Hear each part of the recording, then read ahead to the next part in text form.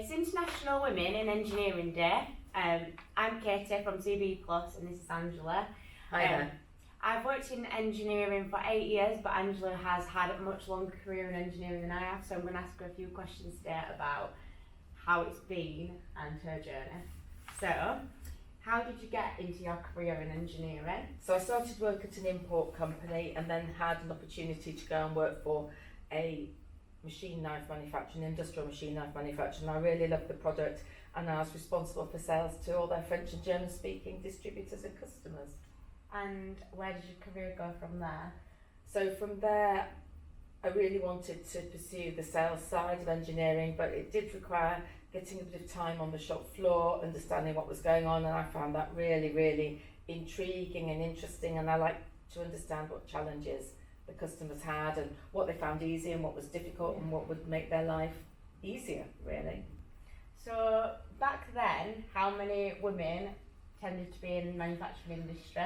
Gosh, hardly any. I remember going to an exhibition in Germany and I was busy talking to the customers about the product and all the other companies. The girls were just making drinks, and I remember thinking, oh, I'm doing something really quite different to them. So it seemed really stereotyped back then, and I think that was very much the biggest thing. And I think I also remember sort of being the only woman in a hotel during the week, so which was a bit intimidating, finding yourself the only woman in a hotel or in a restaurant. Yeah, I think it makes you brave as a woman in engineering. It did, yeah, definitely. So what opportunities have you had throughout your career? What are the highlights? Oh gosh, I've had so many and I've been so fortunate. I think some of the highlights have been the amazing companies that I've had the opportunity to visit. So the Royal Naval Dockyard in Barrow, some fabulous aerospace companies where you're working with businesses at the cutting edge of technology and them sharing their challenges and their vision and having that chance to explore how you can collaborate and work more closely together. Yeah. So how have you seen the industry change in general, but also in terms of women in engineering? I think there's actually been quite a lot of change. It still is pretty male dominated, let's be honest about it. But I do think it's changing. We're definitely seeing more women go into careers and follow degrees where they can.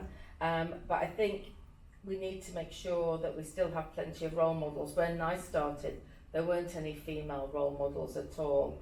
And I think that's really important that we see continued cultural change on the shop floor and in the offices as well. So that it's very embracing and open for women. So you talked about role models there. What would be the one piece of advice you'd give to someone starting out their journey in engineering? Oh, I think that's quite easy. Find yourself a mentor. I was very fortunate that I had some great male mentors. They were really up for the fact that I was very curious. I was always asking lots of questions, to be honest. They probably thought I was a pain in the backside, but it was how I learned. And it made it more fun because if you're interested, people are invested in you and they want to support you in your career. So I'd definitely say find a mentor.